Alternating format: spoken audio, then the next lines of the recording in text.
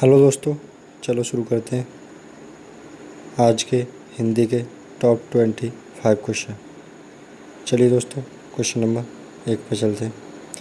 Question number 1 में कहा है, निम्नलिखित में से किस शब्द की वर्तनी सही है या शुद्ध है। दोस्तों बताइए किस शब्द की वर्तनी शुद्ध है। तो दोस्तों हमारा आंसर होगा ऑप्शन बी, अंतर्राष्ट्रीय। Option B. चलिए दोस्तों, क्वेश्चन नंबर 2 पर चलते हैं। क्वेश्चन नंबर 2 में कहा है, निम्न में से कौन सा शब्द शुद्ध है। दोस्तों निम्न में से कौन सा शब्द शुद्ध है, बताइए दोस्तों। तो हमारा आंसर होगा ऑप्शन सी, अंतर्निहित। चलिए दोस्तों, क्वेश्चन नंबर 3 पर चलते हैं। क्वेश्चन नंबर 3 में कहा है, महावीर में कौन सा समास है। तो दोस्तों महावीर शब्द में कौन सा समास है। तो दोस्तों जहाँ कहीं भी महा शब्द लगा हो वहाँ हमारा समास कर्मधारय समास होता है। तो हमारा आंसर होगा ऑप्शन बी। चलिए दोस्तों, आपको समास के बारे में बताते हैं। समास कितने प्रकार के होते हैं। समास 6 प्रकार के होते हैं दोस्तों। कौन कौन से। नंबर 1 अव्ययभाव समास, नंबर 2 तत्पुरुष समास, नंबर 3 कर्मधारय समास, नंबर 4 द्विगु समास, नंबर 5 द्वंद्व समास, नंबर 6 बहुब्रीहि समास। चलिए दोस्तों, क्वेश्चन नंबर 4 पे चलते हैं। क्वेश्चन नंबर 4 में कहा है, त्रिभुवन शब्द में कौन सा समास है। तो दोस्तों त्रिभुवन शब्द में कौन सा समास है। तो दोस्तों बताइए। त्रिभुवन, तो त्रिभुवन शब्द कैसा है, संख्यावाची। तो हमारा कौन सा समास होगा, ऑप्शन सी, द्विगु समास। तो जहाँ कहीं भी संख्यावाची शब्द मिले वहाँ हमारा द्विगु समास होता है। चलिए दोस्तों, क्वेश्चन नंबर 5 पे चलते हैं। क्वेश्चन नंबर 5 में कहा है, निर्भय शब्द में कौन सा समास है। तो दोस्तों निर्भय में कौन सा समास है। तो दोस्तों निर्भय, प्रत, अन ये शब्द जुड़े हुए हों शब्द में तो हमारा अव्ययभाव समास होता है। तो हमारा आंसर होगा ऑप्शन ए। चलिए दोस्तों, क्वेश्चन नंबर 6 पर चलते हैं। क्वेश्चन नंबर 6 में कहा है, गौशाला में समास है। तो दोस्तों गौशाला, तो गौ का शाला, तो गौ के लिए शाला। तो हमारा आंसर होगा ऑप्शन डी, तत्पुरुष समास। चलिए दोस्तों, क्वेश्चन नंबर 7 पर चलते हैं। क्वेश्चन नंबर 7 में कहा है, दोहे में कितने चरण होते हैं। तो दोस्तों दोहे में कितने चरण होते हैं। तो हमारा आंसर होगा ऑप्शन बी, 4, दोहा और सोरठा। तो दोस्तों सोरठा में भी 4 चरण होते हैं। चलिए दोस्तों, क्वेश्चन नंबर 8 पे चलते हैं। क्वेश्चन नंबर 8 में कहा है, ध्रुव स्वामिनी के रचयिता कौन है। तो दोस्तों ध्रुव स्वामिनी के रचयिता, बताइए दोस्तों क्या आंसर होगा। आंसर होगा हमारा ऑप्शन ए, जयशंकर प्रसाद। कामायनी के भी रचयिता जयशंकर प्रसाद हैं। चलिए दोस्तों, क्वेश्चन नंबर 9 पर चलते हैं। कलम का सिपाही के लेखक कौन है। तो दोस्तों कलम का सिपाही के लेखक कौन है। तो हमारा आंसर होगा ऑप्शन बी, अमृत राय। चलिए दोस्तों, क्वेश्चन नंबर 10 पर चलते हैं।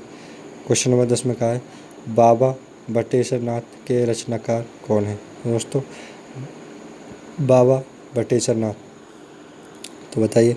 तो हमारा आंसर होगा ऑप्शन ए, नागार्जुन।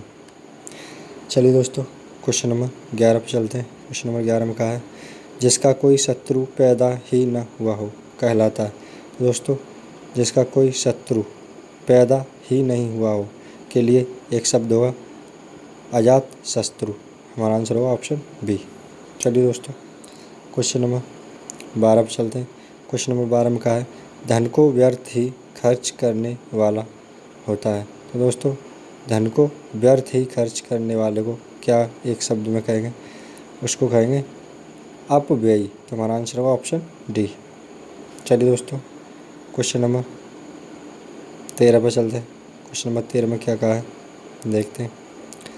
तो दोस्तों क्वेश्चन नंबर 13 में कहा है, दुष्कर में कौन सी संधि है। तो दोस्तों दुष्कर शब्द में कौन सी संधि है। दोस्तों इसका संधि विच्छेद करेंगे तो दुस दुस धन कर। तो कौन सी संधि होगी दोस्तों? इसमें हमारी संधि होगी विसर्ग संधि। तो हमारा आंसर होगा ऑप्शन सी। चलिए दोस्तों क्वेश्चन नंबर 14 पर चलते हैं। क्वेश्चन नंबर 14 में कहा है कमल नैन को छाड़ महात्म और देव को ध्यावे में कौन सा अलंकार है? तो दोस्तों जहाँ कहीं भी कमल नैन की बात होती है वहाँ हमारा रूपक अलंकार होता है। तो हमारा आंसर होगा ऑप्शन डी। चलिए दोस्तों क्वेश्चन नंबर 15। क्वेश्चन नंबर 15 में कहा है समूहवाचक संज्ञा का उदाहरण है। तो दोस्तों समूहवाचक संज्ञा, तो दोस्तों देखते हैं गुलाब, पौधे, चावल, ये हमारे समूहवाचक संज्ञा नहीं है। तो हमारा आंसर होगा ऑप्शन बी अंगूर।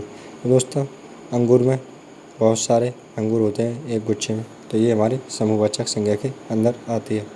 चलिए दोस्तों क्वेश्चन नंबर 16 पर चलते हैं। क्वेश्चन नंबर 16 में कहा है जय इनमें से किसका विलोम है? तो दोस्तों ये जय शब्द है, ये इनमें से किसका विलोम है? तो दोस्तों जय हमारा पराजय का विलोम है। तो हमारा आंसर होगा ऑप्शन ए। चलिए दोस्तों क्वेश्चन नंबर 17। क्वेश्चन नंबर 17 में कहा है संज्ञा विकारी शब्द होते हैं, संज्ञा विकारी शब्द होते हैं, इनमें से कौन संज्ञा शब्दों में विकार उत्पन्न नहीं करता? तो दोस्तों संज्ञा विकारी शब्द होते हैं, इनमें से कौन विकार उत्पन्न नहीं करता? तो दोस्तों कौन नहीं करता? तो हमारा आंसर होगा ऑप्शन डी विशेषण। लिंग, वचन, कारक, ये सभी संज्ञा में विकार उत्पन्न करते हैं। चलिए दोस्तों क्वेश्चन नंबर 18। क्वेश्चन नंबर 18 में कहा है घर पर माँ है, इस वाक्य में पर किस कारक की विभक्ति है? तो दोस्तों पर किस कारक की विभक्ति है? तो दोस्तों अधिकरण में पर। तो हमारा आंसर होगा ऑप्शन सी। चलिए दोस्तों क्वेश्चन नंबर 19 पे चलते हैं। क्वेश्चन नंबर 19 में कहा है राम ने कहा कि वह बाजार जा रहा है, इस वाक्य में वह है। तो दोस्तों वह शब्द को क्या कहेंगे? संज्ञा, सर्वनाम, विशेषण या अव्यय? तो हमारा आंसर होगा ऑप्शन बी वह सर्वनाम है। चलिए दोस्तों क्वेश्चन नंबर 20 पे चलते हैं। क्वेश्चन नंबर 20 में कहा है निम्नलिखित में से कौन सर्वनाम का भेद नहीं है? तो दोस्तों कौन सर्वनाम का भेद नहीं है? तो हमारा आंसर होगा ऑप्शन सी गुणवाचक। चलिए दोस्तों क्वेश्चन नंबर 21। क्वेश्चन नंबर 21 में क्या कहा है तूती बोलना मुहावरे का सही अर्थ क्या है? तो दोस्तों तूती बोलने का सही अर्थ होगा रोब होना। तो हमारा आंसर होगा ऑप्शन ए। चलिए दोस्तों क्वेश्चन नंबर 22 पर चलते हैं। क्वेश्चन नंबर 22 में कहा है तिल का ताड़ करना मुहावरे का सही अर्थ क्या है? तो दोस्तों तिल का ताड़ करना मुहावरे का सही अर्थ क्या होगा? तो दोस्तों हमारा आंसर होगा ऑप्शन बी छोटी चीज़ को बड़ी कर देना, छोटी चीज़ को बड़ी कर देना। तो हमारा आंसर होगा ऑप्शन बी। चलिए दोस्तों क्वेश्चन नंबर 23 पे चलते हैं। थोड़ा छोटे कर लेते क्वेश्चन, जूम ज़्यादा हो गए। चलिए दोस्तों क्वेश्चन नंबर 23। क्वेश्चन नंबर 23 में कहा है कमर कसना मुहावरे का सही अर्थ क्या है? तो दोस्तों कमर कसना मुहावरे का सही अर्थ होगा, हमारा आंसर होगा ऑप्शन सी दृढ़ निश्चय करना। चलिए दोस्तों क्वेश्चन नंबर 24 पे चलते हैं। क्वेश्चन नंबर 24 में कहा है गुजारा में कौन सा प्रत्यय है? तो दोस्तों गुजारा आ की ध्वनि आ रही है, जहाँ कहीं भी शब्द में पिछले भाग में लगे हों उन्हें हम प्रत्यय कहते हैं। तो गुजारा आ की ध्वनि आ रही है, तो हमारा आंसर होगा ऑप्शन डी आ। चलिए दोस्तों आज के लास्ट क्वेश्चन पे चलते हैं। Question number 25। क्वेश्चन नंबर 25, तो दोस्तों इसमें कहा है राखनहार में प्रत्यय बताइए। तो दोस्तों राखनहार शब्द में प्रत्यय बताइए।